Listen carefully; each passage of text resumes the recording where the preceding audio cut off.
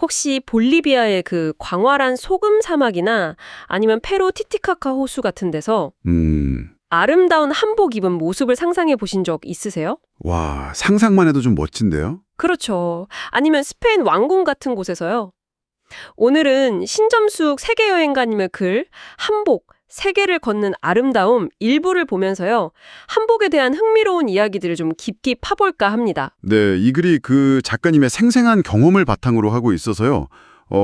단순히 전통옷 이런 걸 넘어서는 한복의 매력, 또 그 안에 숨은 역사, 그리고 어쩌면 우리 일상복으로서의 가능성 이런 것까지 다루고 있거든요. 네, 들으시면서 여러분의 옷장이나 옷에 대한 생각이 조금은 달라질 수도 있지 않을까 그런 기대도 해봅니다. 네, 재밌을 것 같아요. 그럼 그 작가님이 처음부터만 한복 입고 세계를 다니신 건 아니라고 하던데요? 아, 네, 맞아요.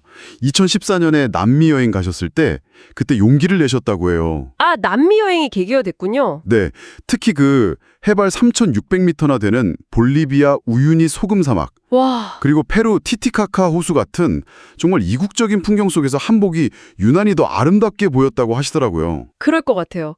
그런 배경의 한복이라니. 와, 그리고 스페인 왕궁 이야기도 참 인상 깊어요.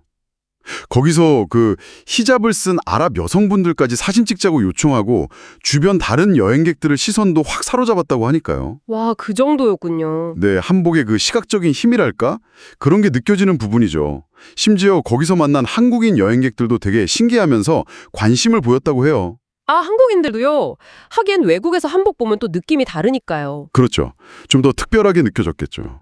그런 것보다는 그 한복 치마 폭의 넉넉함처럼 좀 포근한 사람으로 기억되고 싶다 이런 말씀을 하셨어요. 아, 그 표현 좋네요. 포근한 사람. 네, 바로 그 지점에서 우리가 좀 생각해 볼 게 있는 것 같아요.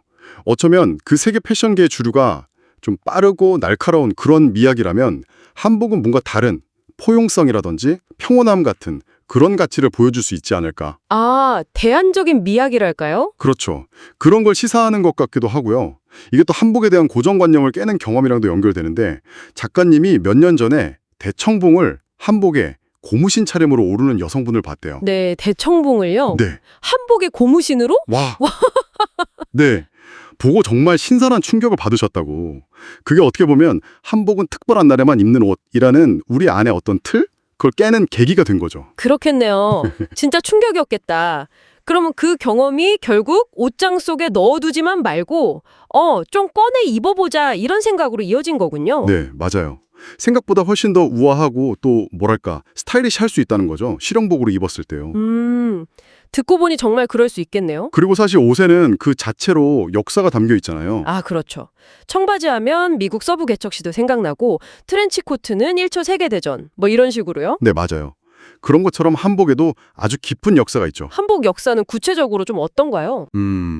여러 설이 있는데 북방 기마민족의 옷, 호복이라고 하죠. 거기서 유래했다는 설이 좀 유력해요. 아, 호복이요? 네, 이게 중요한 게 호복과 연결된다는 건 한복이 원래 활동성을 중시한 좀 실용적인 뿌리를 가졌다는 걸 보여주거든요. 주변 문화권 의례복하고는 좀 다른 지점이죠. 아, 실용적인 뿌리, 그게 또 현대복으로서의 가능성이랑 연결되는 거군요. 그렇죠. 바로 그 점입니다. 한복의 형태가 처음 확인된 건 삼국시대의 왕이나 귀족들 무덤에서였고요. 특히 중국이나 일본 정통의상이란 다른 점이 상의, 그러니까 저고리랑 하의, 치마나 바지가 분리된 구조라는 거예요. 아, 그게 독특한 점이군요. 네. 그래서 이게 동북아 삼국 의상 중 가장 아름답다는 평가를 받기도 하고요. 와, 이런 역사적 배경을 알고 보니까 한복이 좀 다르게 보이는데요. 네. 근데 작가님은 이런 큰 이야기 말고도 아주 개인적인 기억하고 한복을 연결시키기도 하세요. 아, 맞아요. 그 어릴 때 명절 아침에 어머니가 밤새 만들어서 입혀주신 그 호박단 치마저고리, 그 설렘 같은 거요. 네, 그 호박색 비단으로 만든 거요. 그리고 어머니가 직접 명주를 짜서 옷을 지으셨고 나중에 돌아가셨을 때 그 명주로 수의를 해드렸다는 이야기도 짧지만 되게 울림이 있죠. 아, 그렇네요. 정말 한복이 그냥 옷이 아니라 가족, 기억, 정체성 이런 거랑 다 연결되어 있는 거군요. 네, 그래서 작가님이 해외여행 갈 때 한복을 입는 게 그냥 나 예쁘지 이런 과시용이 아니라 그렇죠. 우리 고유의 오신 한복이 좀 특별한 날만이 아니라 평상시에도 좀 자연스럽게 입는 옷, 그런 실용적인 옷으로 좀 더 다가갔으면 하는 그런 마음이 담겨 있는 거죠. 아, 그런 깊은 뜻이 있었군요. 네.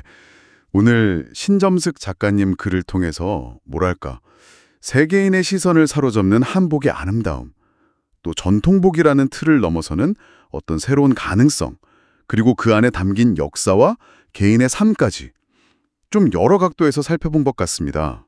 자, 그럼 이제 청취자 여러분께 한번 여쭤볼게요. 지금 여러분이 입고 계신 옷, 아니면 뭐 가장 아끼는 옷에는 어떤 이야기가 담겨 있을까요?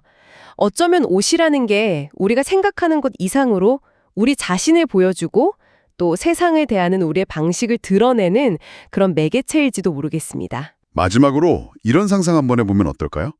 만약에 한복이 지금보다 더 우리 일상 속으로 깊숙이 들어온다면 과연 어떤 새로운 스타일로 진화하게 될까요? 그리고 그게 또 우리 삶의 풍경을 어떻게 바꿔놓을 수 있을까요? 잠시 한번 각자의 답을 찾아보시는 것도 좋겠습니다.